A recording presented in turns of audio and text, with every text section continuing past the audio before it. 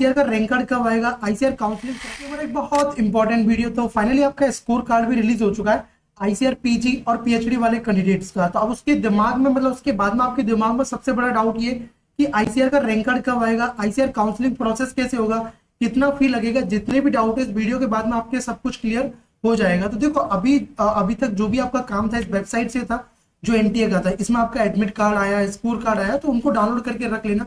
अब इसके बाद में इस वेबसाइट से कोई भी काम नहीं है। अब क्या किस वेबसाइट पे आपका सब कुछ प्रोसेस होगा वो मैं आपको बताने वाला हूँ, कैसे होगा वो भी मैं आपको बताने वाला हूँ। तो चलो वीडियो को शुरू करते हैं। तो देखो सबसे पहले देखा कि आपने आपका 12 अगस्त के दिन आपका जो स्कोर कार्ड है यहाँ पे रिलीज हो चुका था। तो अभी क्या हुआ, एनटीए ने आपका एग्जाम कंडक्ट कराया और देन अपना स्कोर कार्ड रिलीज कराया, ठीक ना। अब इस स्कोर कार्ड के बेसिस पर जो आपका आईसीआर है वो आपका रैंक कार्ड रिलीज करेगा, ठीक है ना। आपका रैंक कार्ड रिलीज करेगा, ठीक है ना। रैंक कार्ड आने के बाद में आपका काउंसलिंग प्रोसेस स्टार्ट होगा। तो रैंक कार्ड कब रिलीज होगा वो मैं आपको बताता हूँ। इसमें एक डाटा था कि देखो जो आपके पीजी के लिए all India entrance examination for admission PG के लिए 25,338 स्टूडेंट ने एग्जामिनेशन मतलब एप्लीकेशन फॉर्म आपका जो 27,384 स्टूडेंट ने एप्लीकेशन फॉर्म फिलअप किया था, लेकिन 25,000 स्टूडेंट ने एग्जामिनेशन दिया था, ठीक है ना। आप अपना ये देखो एसआरएफ और पीएचडी के लिए आप देख सकते हो ओनली 9,940 स्टूडेंट अपीयर हुए थे। अब अपन चलते हैं आपकी ऑफिशियल वेबसाइट पे। देखो अभी जो आपका आईसीआर का पीजी का जो काउंसलिंग होगा सब कुछ होगा पीजी पीएचडी का इसी पे होगा। देखो ये लास्ट ईयर का आप देख सकते हो, यहाँ पे आपको जैसे कि अभी आपको लिखा हुआ ना apply for counselling academic session 2024-25 लिखा हुआ है। तो यहाँ पे आपको जैसे अपडेट आएगा 25 और 26 आपका हो जाएगा। यहाँ पे आपका इन्फॉर्मेशन बुलेटिन, काउंसलिंग का बाउचर, ठीक है ना, आपका फीस स्ट्रक्चर, ये सब डिटेल्स आपको यहाँ मेंशन होगा। इसी पोर्टल पे आपको करना है। अब कब होगा तो ये मैं आपको बता रहा हूँ। उससे पहले कुछ की पॉइंट्स मैं आपको बताने वाला हूँ, तो उनका भी आपको ध्यान रखना है। पहले आपके दिमाग में ये डाउट होगा कि आईसीआर के पीजी काउंसलिंग के लिए एलिजिबल कौन है, या सभी कैंडिडेट नहीं। अगर देखो अगर आपके पॉजिटिव मार्क्स हैं, ठीक है ना, और अगर आपके मतलब पॉजिटिव में मार्क्स हैं, अगर 0 मार्क्स है और नेगेटिव में, तो भाई आप इस काउंसलिंग के लिए एलिजिबल नहीं हो। बाकी आपके कितने भी मार्क्स हो पॉजिटिव में, आप इसकी काउंसलिंग के लिए एलिजिबल हो। इसके अंदर में क्या होता है, जो स्टेट एग्रीकल्चर यूनिवर्सिटीज होती है, आपको पता है 3 टाइप की यूनिवर्सिटीज होती है। देखो 3 टाइप की होती है, state agriculture university, central universities और आपका deemed university. State agriculture university जैसे कि आप गुजरात से हो तो नवसारी एग्रीकल्चर यूनिवर्सिटी, उड़ीसा से हो तो ओयूएटी हुआ, तमिलनाडु से तमिलनाडु एग्रीकल्चर यूनिवर्सिटी, और अगर आप बिहार से तो बिहार एग्रीकल्चर यूनिवर्सिटी जो सबौर वाली है। और सेंट्रल एग्रीकल्चर यूनिवर्सिटीज के अंदर में आपका जैसे एक हुआ doctor Rajendra Prasad central agriculture university जो पूसा समस्तीपुर के अंदर में, एक है आपकी Rani Lakshmibai central agriculture university Jhansi के अंदर में है। तो जो आपकी स्टेट एग्रीकल्चर यूनिवर्सिटीज है उनमें 30% सीट्स होती है, वो आपका आईसीआर पीजी एग्जामिनेशन जो आपका होता है इसके थ्रू आपके फिलअप होती है। लेकिन आपकी जो डीम्ड यूनिवर्सिटी है और आपकी झांसी वाली जो सेंट्रल यूनिवर्सिटी उसमें 100% सीट्स होती है आईसीआर पीजी के थ्रू फिल होती हैं। अब आपका आगे क्या प्रोसेस होने वाला है वो मैं आपको बताने वाला हूँ। चलो देखो अभी आपका क्या हुआ, स्कोर कार्ड आपका रिलीज हो चुका है। तो अभी आपको कोई दिक्कत नहीं है, आपका स्कोर कार्ड आपने देख लिया होगा, ठीक है ना। आपने अपना जो भी मेजर सब्जेक्ट था, आपने उससे जैसे आपका प्लांट साइंस हुआ या कुछ और भी हुआ, ठीक है ना। अब उसके बाद में क्या आपका रैंक आएगा, आपका जो रैंक होगा, क्योंकि देखो आपका स्कोर कुछ भी हो सकता है, लेकिन जो आपका एडमिशन को डिसाइड करती है वो रैंक डिसाइड करती है कि आपका रैंक, क्योंकि ये स्कोर है ये तो पेपर के लेवल पर डिपेंड करता है कि पेपर का लेवल कैसा आता है। लेकिन अगर आपके पास में रैंक आइडिया लग जाता है तो उससे आपको पता चल जाता है कि आप जीआरएफ के लिए एलिजिबल हो या नहीं हो, ठीक है ना, आपको काउंसलिंग में सीट मिलेगा या नहीं मिलेगा। सामने जो दिख रहा है वो काउंसलिंग शेड्यूल लास्ट ईयर का है। देखो अगर लास्ट ईयर आप देखोगे तो जो एनटीए ने आपका जो स्कोर कार्ड रिलीज किया था वो देखो 13 अगस्त को रिलीज किया था, इस बार आपका 12 अगस्त को है। तो अभी आपका जो रैंक कार्ड है वो कब तक आ सकता है। अगर अपन बात करें आईसीआर पीजी के रैंक कार्ड के बारे में, कि आपका जो पीजी का जो रैंक कार्ड है जेआरएफ का, ये आपका देखने को मिलेगा आपको फर्स्ट वीक ऑफ सितंबर के अंदर में, ठीक है ना। फर्स्ट वीक ऑफ सितंबर में आने के आपके चांसेस हैं, ठीक है ना। जैसे आपको रैंक कार्ड, उसके बाद में डाउनलोडिंग द रैंक कार्ड, आपको अपना रैंक कार्ड डाउनलोड कर लेना। उसके बाद में कुछ ही दिनों के बाद में आपका डाउनलोडिंग द काउंसलिंग लेटर, और आपका जो आपको रजिस्ट्रेशन करना होता है कैंडिडेट को, जैसे आपका रैंक कार्ड आएगा उसके बाद में आपको रजिस्ट्रेशन करना होता है। देन आपको पेमेंट ऑफ द काउंसलिंग फी। अब काउंसलिंग में कितना पैसा पे करना पड़ता है, ओनली 500 रुपीज। आपको ओनली 500 रुपए पे करने पड़ते हैं काउंसलिंग के टाइम पे, 500 रुपीज पे करना होता है। उसी दिन आपका जो डिस्प्ले सीट मैट्रिक्स डिस्प्ले हो जाता है, देन आपको चॉइस फिलिंग करना होता है, ठीक है ना। अब ये देखो 3 दिन उसी दिन आपको मतलब उसी टाइम पे मैं आपको बताऊं, जैसे आपका रैंक कार्ड आएगा उसके कुछ दिनों के बाद में उसी टाइम पे आपको रजिस्ट्रेशन करना पड़ता है, ठीक है ना, रजिस्ट्रेशन करना पड़ता है। देन रजिस्ट्रेशन आप करोगे उसके बाद में आपको उसमें चॉइस फिलिंग करना होता है। चॉइस फिलिंग करने से पहले आपको फी पे करना होता है, जो कि 500 रुपये आपको चॉइस फिलिंग जैसे आप रजिस्ट्रेशन कर देते हो, चॉइस फिलिंग से पहले आपको 500 रुपये पे करना पड़ता है। जैसे आप 500 रुपये पे कर दोगे तब आपके पास में ऑप्शन आ जाता है।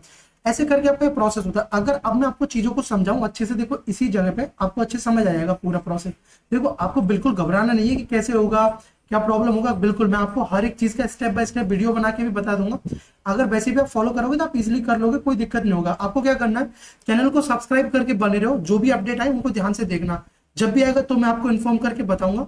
अगर वीडियो भी ठीक लगे तो इसको लाइक कर सकते हो। देखो पहली चीज आपको पता है कि अगर आपके मार्क्स पॉजिटिव मतलब 0 नहीं है और नेगेटिव नहीं है तो आप काउंसलिंग के लिए एलिजिबल हो।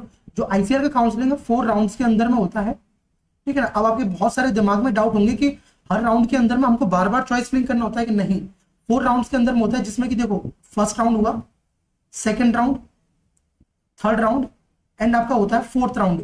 फोर्थ राउंड के अंदर में 4 राउंड का काउंसलिंग होता है। अगर 4 राउंड के बाद भी सीट वैकेंट बच जाता है तो एक एक्स्ट्रा राउंड कराया जाता है, जिसको कि मॉप अप राउंड बोलते हैं, ठीक है ना, मॉप अप राउंड बोलते हैं, मॉप अप राउंड। तो इसके बाद में क्या होता है कि अब फर्स्ट जगह एक बार आपको चॉइस फिलिंग करना पड़ता है।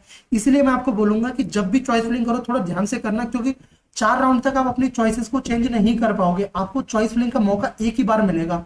तो जैसे आप जब रजिस्ट्रेशन करोगे तो उसके बाद में अपना फी पे करोगे काउंसलिंग का, तब आपको चॉइस फिलिंग करने का ऑप्शन आएगा। तो आपको फर्स्ट राउंड के टाइम पे चॉइस फिलिंग करना होता है।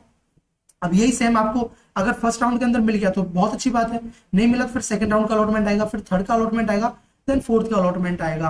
क्या आपको हर राउंड के लिए अलग अलग पे करना पड़ेगा? नहीं, आपको हर राउंड में कुछ भी पैसा अलग से पे नहीं करना पड़ता, बस 500 रुपये आपका काउंसलिंग का लगता है। अब आप सोचोगे सर अगर हमको एडमिशन मिल जाता है, सपोज दैट कि हमको फर्स्ट राउंड के अंदर में कोई सीट मिल गया, जैसे कि मैं आपको मान के चलता हूँ कि आपने झांसी आपका RLBCAU रखा था फर्स्ट पे, ठीक है ना, दूसरे पे आपने पूसा वाला रखा था, तीसरे पे आपने CAU इम्फाल रखा था सेंट्रल यूनिवर्सिटी में, और आपको पहले राउंड के अंदर में आपको मिल गया कौन सा, इम्फाल वाला, ये मिल गया, CAU इम्फाल मिल गया। आप बोल रहे हो सर ये तो मिल गया, अब हम ऊपर वाली चॉइसेस को ले पाएंगे? नहीं ले पाएंगे। हाँ, आप ऊपर वाली चॉइसेस को भी ले पाएंगे। उस प्रोसेस को बोलते हैं अपग्रेडेशन, ठीक है ना। सर अपग्रेडेशन क्या होता है? सर एक चीज ये भी समझ नहीं आया कि जो सीट एक्सेप्टेंस फी क्या होता है, इसको कब देना पड़ता है। तो सुनो, तो होता क्या है कि जैसे कि आपको 3rd नंबर का कॉलेज मिलेगा, CAU इम्फाल मिल गया, तो मिलने के बाद में क्या होता है कि जो कॉलेज मिला तो उसके बाद में आपको क्या होता है, ऑनलाइन डॉक्यूमेंट्स अपना अपलोड करना पड़ता है। ऑनलाइन डॉक्यूमेंट्स अपलोड करते हो आप। जैसे ही आपके डॉक्यूमेंट्स को जो भी यूनिवर्सिटी मिली है, इम्फाल वाली यूनिवर्सिटी, वो आपको वेरीफाई करती है, इन डॉक्यूमेंट्स को वेरीफाई करेगी। वेरीफाई करने के बाद में आपको बोलेगी हाँ आपके पास में फी पे करने का ऑप्शन आएगा, फी पे करने का ऑप्शन आएगा, सीट एक्सेप्टेंस फी, जो कि 10,000 रुपये होती है, ठीक है ना। आपको एडमिशन के टाइम पे आप बोलोगे सर ये 10,000 रुपये का क्या होगा, अगर हम एडमिशन नहीं लेंगे तो क्या? अगर आप एडमिशन नहीं लोगे तो आपको ये पहले विड्रॉल करना पड़ता है, तो आपको 9,000 रुपीज आपका वापस मिल जाता है। अदरवाइज क्या हुआ, आपको कॉलेज मिला, ठीक है, मैं आपको यहाँ पे समझा देता हूँ चीजें, आपको थोड़ा अच्छे समझ आएगा। देखो ठीक है ना, तो आपको क्या हुआ, ये देखो, हाँ आपको कोई सीट मिला, CAU इम्फाल आपको मिला। CAU इम्फाल मिलने के बाद में आपके दिमाग में आया कि सर मेरे वो तो मैंने तो ऊपर में जो झांसी वाला रखा है, हमारा प्रेफरेंस झांसी वाला कॉलेज रखा है, मतलब झांसी वाला यूनिवर्सिटी रखा है, देन हमने पूसा वाला यूनिवर्सिटी रखा है। एक चीज पता है, एक चीज ध्यान रखना, आपको जो ICAR काउंसलिंग के थ्रू ना, ICAR काउंसलिंग के थ्रू यूनिवर्सिटी अलॉट होती है, ठीक है ना, चीज का ध्यान रखना, यूनिवर्सिटी अलॉट होती है, कॉलेज अलॉट नहीं होता है, कॉलेज अलॉट नहीं होता, यूनिवर्सिटी अलॉट होती है। अब क्योंकि आपको पता है जैसे कोई यूनिवर्सिटी मेन कैंपस में उसका जो फैसिलिटीज है MSc के लिए, ठीक है ना, उसका सब कैंपसेस भी है, तो ICAR वाले तुमको अलॉट नहीं करेंगे, तुमको सब कैंपस मिलेगा नहीं मिलेगा, वो आपको केवल यूनिवर्सिटी अलॉट करते हैं। और जो कॉलेज है वो आपको जो यूनिवर्सिटी आपको मिली वो आपको जो भी आपके सब कैंपस में हुआ है, मेन कैंपस में किस में हुआ, वो अलॉट करती है। ये डाउट आपका क्लियर हुआ, ठीक है ना। और ये देखो आपने ये रखा, आपने झांसी ये रखा, देन उसमें आपको पूसा वाला रखा, देन CAU इम्फाल आपने रखा, ठीक है। आपको तो 3rd नंबर पे पहले यही मिल गया, आपको जो 3rd नंबर पे था ये मिल गया, लेकिन आप चाह रहे हो सर हमको तो ये लेना है, तो ये लेना है, तो आपका अपग्रेडेशन का प्रोसेस होता है। तो बार बार आपका जो अपग्रेडेशन होता है उससे पहले जो आपके प्रेफरेंसेस को कैसे देखा जाता है कि फर्स्ट पे आपने क्या रखा है, क्या आपके जो रैंक के अकॉर्डिंग ये फॉल कर रहा है, नहीं करा तो हटाओ, दूसरा आपको फॉल किया नहीं किया, ये मिल गया तो आपको फर्स्ट में मिल गया, तो फिर दोबारा देखेंगे। अगर आपको दूसरा कोई कॉलेज मिल जाता है, पहले आपका इम्फाल वाला था, अगर आपको RPCAU पूसा मिल जाता है तो आपके पास में इम्फाल वाला कॉलेज नहीं रहेगा, आपको पूसा ही लेना पड़ेगा। अगर आपको ये नहीं मिलता है तब इम्फाल आपके पास में रहेगा। ये होता है आपका अपग्रेडेशन प्रोसेस होता है, ठीक है ना। तो ये चीज का आपको ध्यान रखना है। तो ये चीज आपको समझ आएगी, आपका 4 राउंड प्लस एक मॉप अप राउंड के अंदर में होता है, अच्छा खासा टाइम लगता है। ठीक है, 4 राउंड्स, ठीक है ना। और उसके बाद में होता है आपका प्लस एक मॉपअप राउंड होता है, एक मॉपअप राउंड होता है। अब देखो मॉपअप राउंड के अंदर में आपको दोबारा मौका मिलता है कि दोबारा से आप चॉइसेस फिल करो, ठीक है ना। दोबारा से चॉइस फिलिंग का मौका आपको, fresh choice filling, fresh choice filling का मौका मिलता है आपको, ठीक है ना। अगर आप पहले 500 रुपए पे कर चुके थे तो आपको दोबारा यहाँ पे करने का जरूरत नहीं पड़ता है, ठीक है ना। अब फिर भी बोलोगे सर इसके बाद भी तो सीट बैकेंड बचता है, मॉपअप के बाद उनका क्या होता है, उनके लिए कंडक्ट कराया जाता है स्पोर्ट राउंड काउंसलिंग, ठीक है ना। स्पोर्ट काउंसलिंग होता है, स्पोर्ट राउंड होता है, जो कि जो सीटें बच जाती है वो आईसीआर की सीटें नहीं होती है, वो आईसीआर की सीटें नहीं होती है, वो यूनिवर्सिटी की सीट्स होती हैं, ठीक है ना, वो यूनिवर्सिटी की सीट्स होती हैं, ठीक है ना।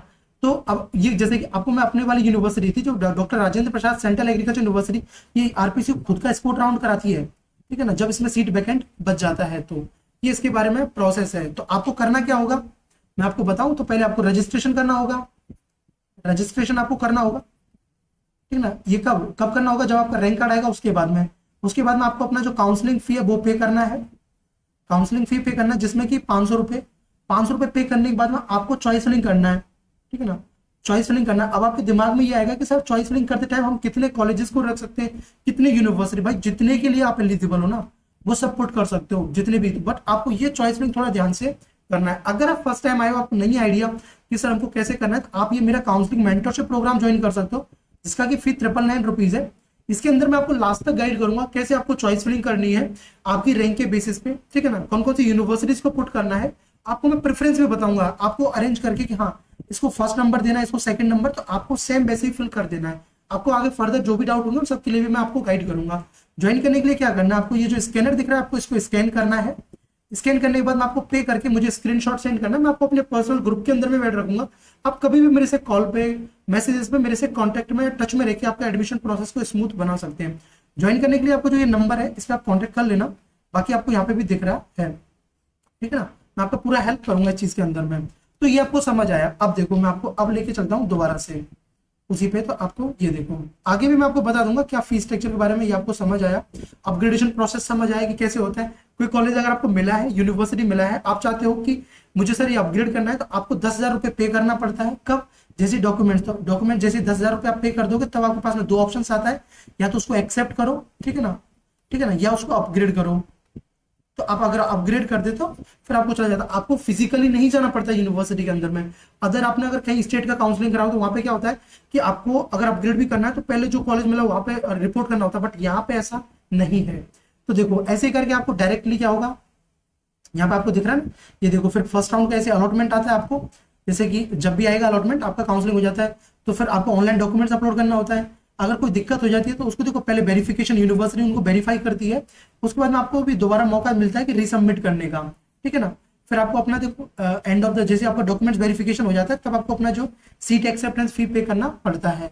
अगर आप एक्सेप्ट कर ले तो फिर आपको फिजिकल रिपोर्टिंग के लिए बुलाना पड़ता है। सेम देखो यही प्रोसेस आपका सेकंड राउंड के अंदर में होता है, देन सेम प्रोसेस आपका थर्ड राउंड के टाइम पे होता है, देन आपका फोर्थ राउंड के टाइम पे होता है। उसके बाद में जो मैंने बोला कि 1 से 4 राउंड के बाद में भी सीट वैकेंट बच जाता है, तब आपका कंडक्ट होता है मॉपअप राउंड, जिसको फाइनल राउंड भी बोलते हैं, फिफ्थ राउंड भी बोलते हैं, लास्ट राउंड भी बोलते हैं। देखो इसके टाइम पे आपको दोबारा से सीट मैट्रिक्स आता है, कितना वैकेंट है, दोबारा से फ्रेश चॉइस फिलिंग करने का आपको मौका मिलता है, ठीक है ना। और जो स्टूडेंट पहले रजिस्ट्रेशन नहीं करते तो उनको दोबारा रजिस्ट्रेशन करने का मौका यहाँ पे दिया जाता है, ठीक है ना। सेम आपको ये सब चीजें करना पड़ता है, तो ये सब आप करते हो। ऐसे करके आपका एक काउंसलिंग का प्रोसेस होता है। कुछ की पॉइंट्स और है वो भी मैं आपको बता रहा हूँ लास्ट टाइम पे। देखो अगर आपके 0 मार्क्स नहीं है, नेगेटिव मार्क्स हैं, 0 और नेगेटिव मार्क्स है, तो आप काउंसलिंग के लिए एलिजिबल नहीं हो। देखो मैंने अभी बोला ना कितनी बार आप अपग्रेड कर पाओगे, देखो फर्स्ट राउंड के टाइम पे आप अपग्रेड कर लोगे, सेकंड राउंड के टाइम पे अपग्रेड कर लोगे, थर्ड राउंड के टाइम पे अपग्रेड कर लोगे, लेकिन फोर्थ राउंड में आपको एक्सेप्ट करना पड़ेगा, या तो छोड़ो या एक्सेप्ट करो, ठीक है ना। अपग्रेड करने का कोई मौका नहीं है। तो आपको 4 राउंड की काउंसलिंग में, ठीक है ना, देयर विल बी 4 राउंड होते हैं आपके, एक मॉकअप राउंड होता है, अपग्रेडेशन आपका होता है first round, second round, third round तक ही आपको परमिट्स होता है केवल। ICR does not allot college to candidate, देखो कॉलेज को अलॉट नहीं करता, यूनिवर्सिटी को अलॉट करता है। आपको कौन सा मेन कैंपस मिलेगा, सब कैंपस मिलेगा, ये यूनिवर्सिटी डिसाइड करेगी, ना कि आईसीआर, ठीक है। ये हो गया। आपको देखो एक चीज आपको रखना है कि आपका पास में जो आपने डिग्री किया है यहाँ मास्टर्स के लिए वही एलिजिबल होता है जिसका कि 4 ईयर का प्रोग्राम है। देखो 10+6 करके बीएससी ईजी आपने किया हुआ है, लेकिन अगर जो स्टूडेंट 3 ईयर से जो भी प्रोग्राम किए होते हैं, जो बैचलर डिग्री 3 ईयर का प्रोग्राम करते हैं, वो कुछ कोर्सेज के लिए एलिजिबल होते हैं, ठीक है ना। अब सभी में नहीं, नॉट एलिजिबल, वैसे तो नॉट एलिजिबल, लेकिन आईआरआई के अंदर में जो डीम्ड यूनिवर्सिटी, उनमें कुछ कोर्सेज के लिए, एनडीआरआई में कुछ कोर्सेज के लिए 3 ईयर वाले भी एलिजिबल होते हैं, ठीक है ना। तो ये चीज का आपको ध्यान रखना है। ये इसके कुछ की पॉइंट्स है। एक है 40% रूल होता है, इसके बारे में आपको आगे वीडियो बना के बता दूंगा कि 40% रूल क्या कहता है। बाकी तो सब इसके बारे में यही था आपका इन्फॉर्मेशन। तो आप बस इंतजार करो सितंबर का, फर्स्ट वीक ऑफ सितंबर के अंदर में आगे मैं आपको वीडियोस के अंदर में आपको बता दूंगा कि आपका जो सीट मैट्रिक्स कितना है, ठीक है ना, सीट मैट्रिक्स क्या है, क्या कट ऑफ रहने वाला है आपका। मैं आपको सब्जेक्ट वाइज जितनी भी सब्जेक्ट्स है आपकी, ठीक है ना, उन सब्जेक्ट वाइज मैं आपको बता दूंगा कि क्या आपका रहने वाला है, और आपको फी स्ट्रक्चर वगैरह के बारे में भी मैं आपको आगे गाइड करता रहूंगा। बाकी और कोई डाउट होता है तो आप ये मेंटरशिप प्रोग्राम ज्वाइन कर सकते हो, जिसमें आपको आगे हेल्प करता रहूंगा। बाकी और कोई भी आपका डाउट हो तो कमेंट सेक्शन के अंदर पूछ सकते हो। ये आपका कंप्लीट था काउंसलिंग प्रोसेस, आपको स्टेप बाय स्टेप ऐसे करना है। और हाँ, एक बार दोबारा से समअप कर देता हूँ। चॉइस फिलिंग में आप कितने भी कॉलेजेस पुट कर सकते हो, कितनी भी यूनिवर्सिटीज पुट कर सकते हो। 4 राउंड में आपको अलग अलग बार बार चॉइस फिलिंग नहीं करना होता है। जो 10,000 रुपये ना आपके दिमाग में आएगा कि ये 10,000 रुपीज आप देते हो, ये आपका आगे जो आपका फीस स्ट्रक्चर होता है कॉलेज का, उसमें क्या होता है, इसको ऐड कर दिया जाता है, ठीक है ना, उसमें एडजस्ट हो जाता है आपका ये। तो आपको अलग से कोई दिक्कत नहीं फेस करना पड़ता, मतलब अलग से आपको कोई ऐसा फी पे नहीं करना पड़ता है। तो परेशान नहीं होना है, बस चैनल से जुड़े रहो, आगे जो भी अपडेट आएंगे सब कुछ मैं आपको बताऊंगा। तो चलो इस वीडियो में इतना ही। So thanks for watching, bye bye, take care, keep smiling and stay connected with the study ethic. Thank you.